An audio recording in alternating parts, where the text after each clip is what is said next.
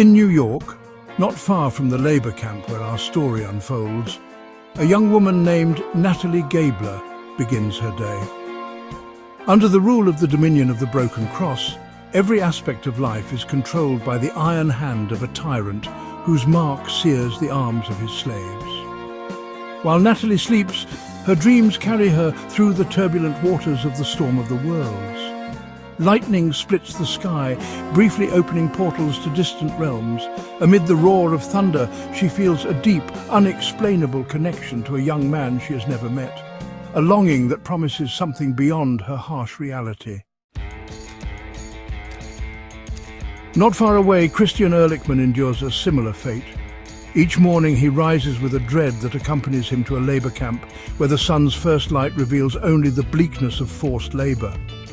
Christian toils to construct a monument to a man named Peter, the very symbol of the dark teachings brought by the magisterium.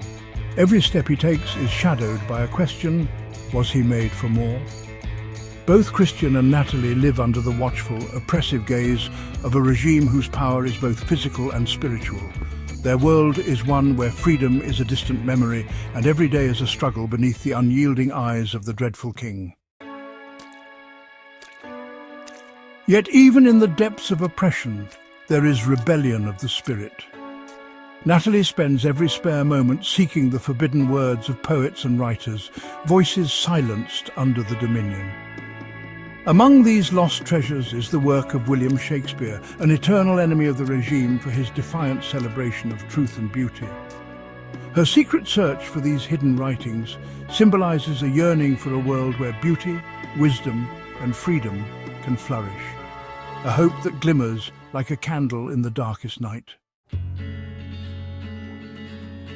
Welcome back.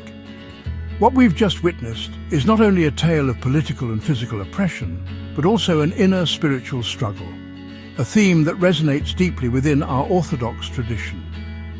Christians and Natalie's lives under the dominion of the broken cross mirror our own spiritual battles.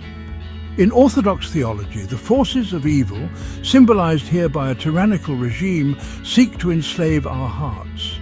Yet even amid such darkness, our souls can cry out for true freedom. Consider Natalie's dreams and Christian's persistent questioning. Their inner longings are not merely escapist fantasies, they echo the deep spiritual hunger that every human being has, a hunger for truth, beauty, and ultimately, the love of God. In our tradition, this longing is seen as the stirrings of the Holy Spirit, drawing us toward a transformative encounter with Christ. In the Orthodox Church, the sacrament of confession is a path to healing.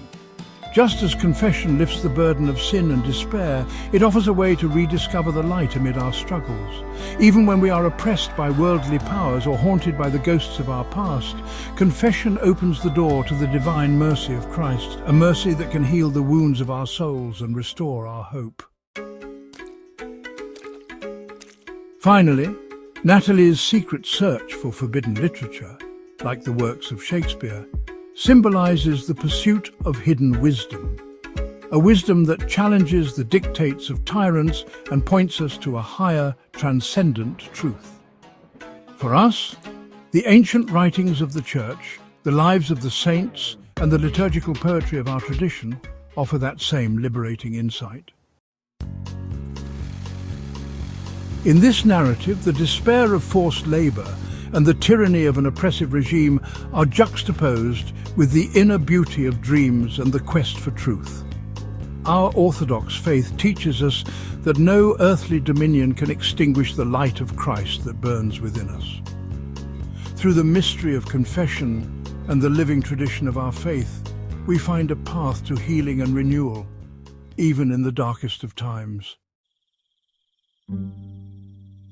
If this exploration of spiritual struggle and hope has resonated with you, please consider liking, sharing, and subscribing for more reflections on our Orthodox heritage. May the light of Christ guide you through every storm, and may your inner longing lead you to the peace that only He can give.